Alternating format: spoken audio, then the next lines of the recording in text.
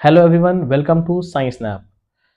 तो class 10th की science की एनसीईआरटी में चैप्टर नंबर 11th इलेक्ट्रिसिटी, जो फिजिक्स की पहली चैप्टर है। तो इसको किस तरह से पढ़ते हैं, किस पॉइंट पर फोकस करना है और कैसे क्वेश्चंस को टैकल करना है, वो सारी चीज़ें आपको इस वीडियो लेक्चर में मिल जाएगी। तो इस वीडियो को स्टार्ट करते हैं। और देखो, मेन होता है क्या कि आपको कैसे एनसीईआरटी पढ़ना है, वो आप जो आपने 8 तक पढ़ के आया उसकी थोड़ी सी चेंज पड़ती है। क्लास 9th में सिलेबस चेंज थोड़ा पड़ता है और क्लास 10th में। तो 10th बेसिकली आपके बोर्ड के रिगार्डिंग होती है, तो इस पे इसको थोड़ा सा अपने बेस फॉर्मेट से पढ़ना पड़ता है, क्योंकि आप अभी जो 10th में पढ़ते हो सेम इसका थोड़ा सा इलेबरेटेड फॉर्म आपको 12th में मिलता है इलेक्ट्रिसिटी में। तो इस चैप्टर का अगर आपके पास क्रक्स है तो आपको 12th में इजी होना है। तो कैसे पढ़ते हैं, स्टार्ट करते हैं। चैप्टर के स्टार्ट मैं पहले क्वेश्चन से करूंगा, ताकि आप क्वेश्चंस को, इफ आप क्वेश्चन को गो थ्रू करते हो तो क्वेश्चंस के रिगार्डिंग में आपको काफ़ी ज़्यादा हेल्प होती है। फिर आपको लगता है कि चैप्टर को किस किस पॉइंट पे फोकस करना चाहिए, किस तरह से कोई चैप्टर को पढ़ना है, वो सब सारे आंसर मिलेंगे आपको। तो चैप्टर को स्टार्ट करते हैं क्वेश्चन के साथ। देखो, पहला पार्ट, जैसे कि इस बार 2024 का क्वेश्चन है। तो 24 में आपका एक क्वेश्चन आया था, ये वाला पार्ट। नहीं सॉरी, ये 2023 का क्वेश्चन है। 2023 में आपका ये क्वेश्चन था कि an electric iron consumes energy at a rate of 880 watt when heating is at maximum rate and 330 watt when heating is at the minimum. तो if the source voltage is 220 volt, calculate the current and resistance in each case. मतलब basically क्या चाहा कि इसमें आपको current निकालना है। आप बात करोगे करंट के लिए, तो करंट का बेसिकली यहाँ पे जो पार्ट होता है आई के रिगार्डिंग, आई आपसे मांगा है। तो बेसिक आपको पहले जाना हो, देखो कि आपको क्या क्या पता है। तो आपको इसमें बेसिकली अब तक में जो पढ़ के आया ओम्स लॉ तो आपको पता नहीं है, रिक्वायरमेंट किस चीज़ की है, ओम्स लॉ की। तो वो सब इस चैप्टर में पढ़ेंगे, ठीक है। फिर बात पूछता है आपसे क्या कि what is the heating effect of electric current. ये भी आपके चैप्टर के अंदर की है, तो इसको भी आप पढ़ोगे, ठीक है। फिर find the expression for amount of the heat produced when electric current passes to a resistor for the same time. Same इसी क्वेश्चन का आगे वाला है। तो ये सब चीजें आप तब समझ में आएगी जब आपके पास चैप्टर की एक कंसेप्ट है। तो आपको चैप्टर क्यों पढ़ना है उसके रिगार्डिंग ये है। फिर आगे आप देखते हैं, ये तो 23 की एक क्वेश्चन हुई। फिर 23 में आपको करंट में ज़्यादा क्वेश्चन मिले थे। ये कितने नंबर की क्वेश्चन थी, ये 5 नंबर, ठीक है। फिर सेक्शन डी पे हुआ। फिर सेक्शन ई में तो इसमें तो नहीं था। देखो, एक पहले क्वेश्चन था, उसमें था in domestic circuit with the wiring with 15 ampere current rating is for electric devices which have. तो या तो 4 ऑप्शन है, 4 ऑप्शन में से कोई एक आप क्वेश्चन का आंसर पहले से अपने माइंड में रख सकते हो। अगर आपको पता है तो फिर आप चैप्टर पढ़ने के बाद आपको इसके आंसर मिल जाएगी। आगे मूव करते हैं। तो मूव करने के बाद आपको मिलता है, जैसे कि ये भी 23 का ही क्वेश्चन है। उसमें क्या पूछता है कि if four identical resistors of resistance 8 ohm are first connected. मतलब कि क्या एक रजिस्टर्स, इसके बारे में जो आप पढ़ोगे आप। तो इफेक्टिव रेजिस्टेंस बोला है RS, then connected in parallel so as to give effective resistance. Ratio मांगा है, तो रेशियो निकालने के लिए ये तो भाई मेरी जो एक और फिजिकल क्लास की एक कंप्लीट है, जिसमें कंप्लीट सारे चैप्टर्स का 30 मिनट्स में ख़त्म किया है। उसको भी आप देखोगे, उसमें भी सेम कहानी है। आप उससे भी उसके थ्रू गो थ्रू कर सकते हो। अगर आपको बेस चाहिए तो अच्छे से कि हाँ भाई एनसीईआरटी लाइन थ्रू मूव करना है, तो उसके लिए ये वीडियो है। फिर करंट का एक और क्वेश्चन बचता है। देखो, आप देख रहे हो कितना क्वेश्चन आप बन चुकी है। एक क्वेश्चन, 2 क्वेश्चन, 2 नंबर इधर हो गया, 3 नंबर और 5 नंबर उधर, 8 नंबर। 23 में 8 नंबर के क्वेश्चन थे करंट के केवल, ये सोचो। तो इसकी क्या इंपॉर्टेंस है आपको पता चल रहा है। 80 नंबर में से आपका 8 नंबर तो इसके बन रहे हैं। तो सोच लो 1/10 बेसिकली आप समझ जाओ कितने परसेंट हो रही है। 10% की क्वेश्चन, 10% नंबर आपके इस पर डिपेंड कर रहे हैं। तो सोच लो आप, जिसका इजी टॉपिक होता है उसके लिए। फिर देखो ये चैप्टर 2024 के एग्जाम में, इस बार की एग्जाम जो थी उस बार इसमें क्या क्वेश्चन है, एक 5 नंबर क्वेश्चन है। आप एक कंफर्म कर लो कि हाँ भाई 5 नंबर क्वेश्चन आपके पास हर हाल में आने हैं। देखो एक 5 नंबर इधर है और एक 5 नंबर इधर है, टोटल 10 नंबर गारंटेड। देखो इसमें सवाल क्या बोलता है, state whether the current and potential difference in all the bulbs with the same और different when circuit of 3 bulb और सेम व्हाट। ये सब चीज़ें आपको जब तक आपके पास कंसेप्ट नहीं है आप उसको टैकल नहीं कर पाओगे। इस चैप्टर को पढ़ने के बाद आपको ये सब सारी चीज़ें कंसेप्ट ईजी हो जाएगी। फिर देखो दूसरा question, two identical resistors of 24 ohm are connected to a battery of 6 volt, calculate the ratio of the power consumed, मतलब कि पावर का आपको फॉर्मूला पता होना चाहिए तभी आप सॉल्व करोगे।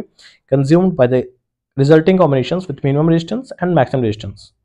ठीक है, इन सारे क्वेश्चन को मैं टैकल करूंगा इस वीडियो के एंड पे। तो जिसमें चैप्टर को आप कैसे कवर कर रहे हो उसको देखना।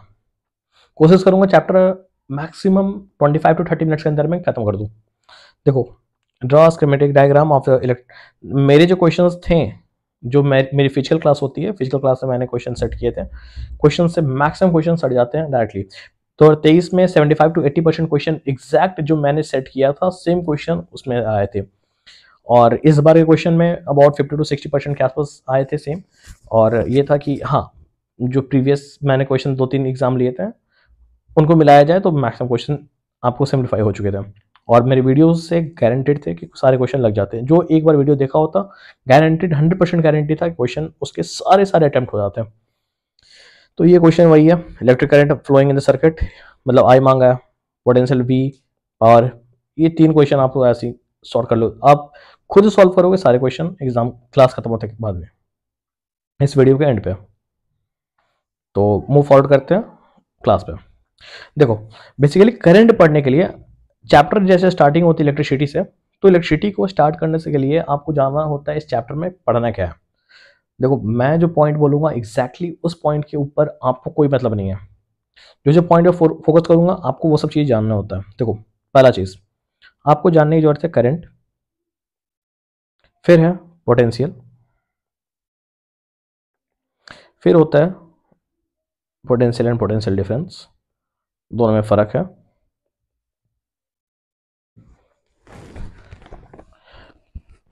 ओके हाँ, तो फिर इसके बाद बचता है आपके पास रेजिस्टेंस।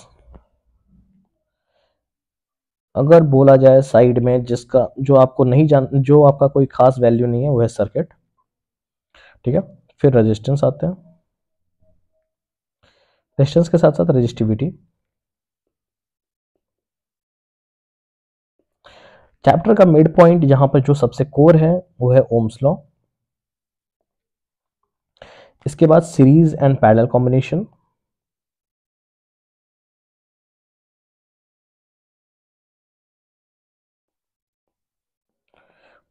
उसके बाद बचता है आपका पावर, पावर के बाद heating effect of electric current, और चैप्टर समाप्त हो जाता है हीटिंग इफेक्ट। और इसके बाद आपका चैप्टर खत्म है। चैप्टर इसमें इसके बाद कुछ है ही नहीं, एक वही यूनिट क्या होती है उसके बारे में। बस केवल आपको इन सारे पॉइंट पे फोकस करना है, इन सारी चीज़ों को आपको जानना जरूरी है, तभी आप इस चैप्टर को अच्छे से समझ पाओगे। देखो तो चैप्टर को मैं पॉइंट करूंगा कहाँ कहाँ खास काम की चीज़ें हैं वहाँ पे अंडरलाइन कर दूंगा, और ताकि आप अगर इस पीडीएफ को चाहिए होगा तो आप हमारे टेलीग्राम चैनल पे आप ज्वाइन कर सकते हो और वहाँ से आप इसके पीडीएफ ले सकते हो। तो इस चैप्टर की स्टार्ट होती है इलेक्ट्रिसिटी की। देखो पहला चीज़ चार्ज, जो कि बेसिक आप सबसे बचपन से जानते आए हो, एक फंडामेंटल क्वांटिटी है। फंडामेंटल क्वांटिटी में बात करोगे तो चार्ज, तो चार्ज को रिप्रेजेंटेशन कैसे करते हैं, रिप्रेजेंट कैसे करते हैं, क्यू से। अब किसी भी बॉडी की एक खास फंडामेंटल क्वांटिटी है, जैसे कि मास एक क्वांटिटी है, फंडामेंटल क्वांटिटी है, तो उस तरह से चार्ज भी है। तो चार्ज का मतलब अगर आपसे कोई पूछे तो होता क्या, आपने पहले क्लास 9th में साइंस में ही चैप्टर नंबर 4 पे आपने ये जाना कि भाई एक एटम के अंदर में इलेक्ट्रॉन रिवॉल्व करता है। ठीक है, तो इलेक्ट्रॉन के बाहर जाने या अंदर आने की वजह से चार्ज डेवलप होती है किसी भी एटम पे। तो सेम कहानी, वो चार्ज की कहानी वहीं से स्टार्ट होती है। तो बेसिकली क्यू किस पे डिपेंड कर रहा है? इलेक्ट्रॉन पे। ठीक है, अब इस इलेक्ट्रॉन की कहानी क्या है? कितने इलेक्ट्रॉन बाहर गए, कितने इलेक्ट्रॉन अंदर आए, कहानी यही है। तो कितने, कितने का मतलब क्या हुआ? N, n number of electrons. तो यहीं से आपकी फॉर्मूला डिराइव हो जाती है Q इजिकल टू Na। ये पार्ट से आपके क्वेश्चन कंप्लीट क्लियर है। क्या मतलब कि Q equal to Na, Q क्या हो गया? Charge, N number of electrons, E charge of electron. अब चार्ज ऑफ इलेक्ट्रॉन आपको पता होना चाहिए 1.6 10 का पावर -19 कूलम। अब बोलोगे कूलम क्या है? तो कूलम बेसिकली होता है क्या कि इसका एक, हर एक क्वांटिटी की एक यूनिट होती है। तो कूलम साहब ने डिस्कवर किया तो उनके अपने नाम पे यूनिट चली। तो ये चीज़। अब इस चैप्टर में आगे मिला क्या चीज़ कि आपको फोकस किस पे करना है? एक सर्किट पे। तो सर्किट के लिए जिसके डिफिनेशन आपको कभी जिंदगी में पूछने नहीं वाले, क्योंकि बोर्ड वाले को इतनी हालत गंभीर हुई नहीं है कि वो लोग ये पूछेंगे आपको। तो क्या बोलता है सर्किट की डिफिनेशन, फिर भी आपको जानना चाहिए। A continuous and closed path of electric current is called as electric circuit. मतलब क्या कि एक ऐसा पाथ जिसमें बैटरी भी हो, ये बैटरी वोल्टेज वाला पार्ट, ये बल्ब हो गया, और हमारा स्विच भी होना चाहिए, और ये क्लोज्ड हो। अगर ये क्लोज्ड है तभी एक कंप्लीट पाथ सर करंट जो यहां से निकलेगी वो फ्लो करेगी, अन्यथा नहीं। ठीक है, तो इसकी डिफिनेशन आपको मिल चुकी है। दूसरी बात, आगे बढ़ते हुए इधर का कोई खास काम का है नहीं, फिर आप आगे बढ़ोगे इलेक्ट्रिक। देखो, अब यहां से स्टार्ट होती है करंट। अब आपको यहीं से जानना चाहिए करंट होता क्या है। आज के बाद आप कभी इसको भूलोगे नहीं, rate of flow of charge. क्या बोला? Rate of flow of charge. अगर आपको ये याद है तो आपको करंट हमेशा याद रहना चाहिए। तो rate of flow of charge मतलब क्या? चार्ज है हमारा Q, रेट, रेट का मतलब क्या? कितने देर में। तो Q/T हो गया ये पार्ट। किसके बराबर बोल रहा है ये? करंट की। इसको करंट कहते हैं। तो आपका फॉर्मूला मिल गया I इजिकल टू Q/T। और ये फॉर्मूला आप हमेशा के लिए याद करोगे, I इजिकल टू Q/T। अब क्या हो कि I तो मिल गया, मतलब क्या? अब बोलोगे I क्यों लिखा? I एक यूनिट नोटेशन है। करंट को डिनोट करने के लिए I का इस्तेमाल करते हैं, स्मॉल I। और इसकी यूनिट क्या होती है? एम्पेयर। एम्पेयर भी एक साइंटिस्ट है, उन्होंने अपने नाम पे इसका एसआई यूनिट वैल्यू दिया, तो वही हुई एम्पेयर। ठीक है, फिर rate of flow of charge, इसके अलावा कुछ खासा काम का चीज़ नहीं है इस यहाँ पे। तो आप इसके अलावा और क्या डिनोट कर सकते हो? आई इजिकल टू क्यू की जगह क्या कर सकते हो? Any by T. ये भी आपका एक फॉर्मूला बनता है, ध्यान देना। ठीक है, इसके अलावा बात होती है क्या कि डायरेक्शन, करंट की डायरेक्शन होगी क्या? देखो, करंट की डायरेक्शन को जानने के लिए यहीं से आपको थोड़ा समझना चाहिए। ये सबसे काम का चीज़ है, मैं इसको डबल स्टार बोलूँ, ट्रिपल स्टार बोलूँ, सबसे काम का चीज़ ये है। ये आज आप याद रखोगे तो मैं गारंटी दे रहा हूँ क्लास 12th में आपका बेस बहुत तगड़ा होने वाला है। देखो, conventionally an electric current, the direction of the electric circuit current is taken as opposite to the direction of the flow of electrons. इस पार्ट को आप इतना बार याद कर लो, इतना बार कर लो कि आपको कभी भूलने की नौबत ना पड़े। मतलब क्या? इलेक्ट्रॉन के डायरेक्शन के अपोजिट।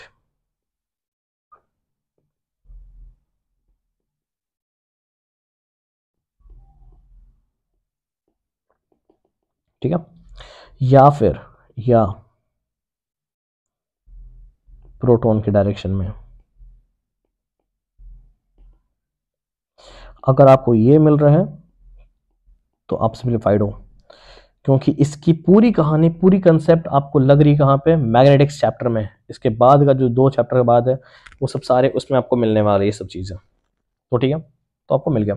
इसके अलावा आपको इस चैप्टर, इस पॉइंट, इस पूरे पार्ट में कुछ नहीं पढ़ना है। तो flow of positive charge and direction of the flow of positive charge. ठीक है, मैंने जो पॉइंट जिस पे फोकस करना था उसको अपने कर दिया। फिर ये आपको मिल गया, कहानी खत्म है। आपको ये भी वैल्यू मिल चुकी है।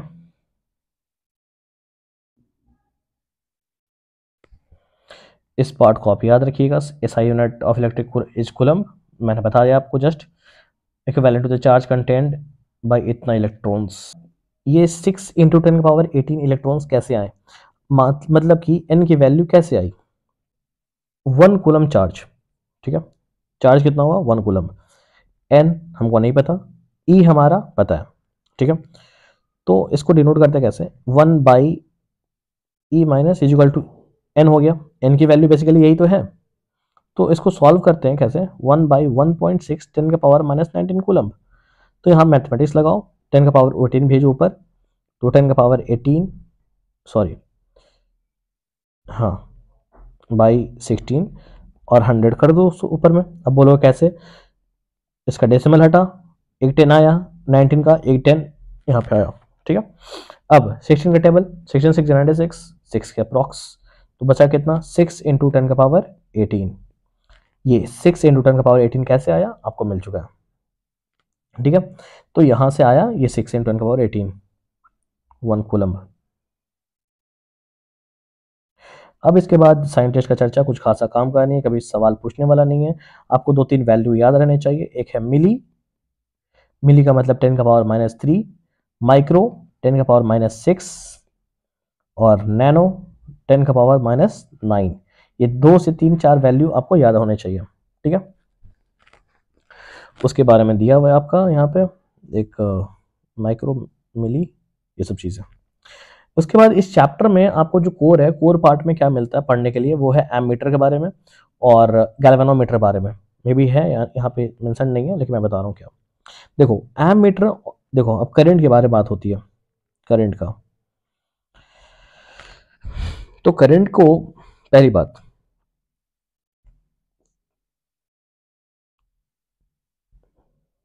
To identify flow of current, तो इसके लिए डिवाइस कौन सा यूज करते हैं, इसको कहते हैं गैल्वेनोमीटर।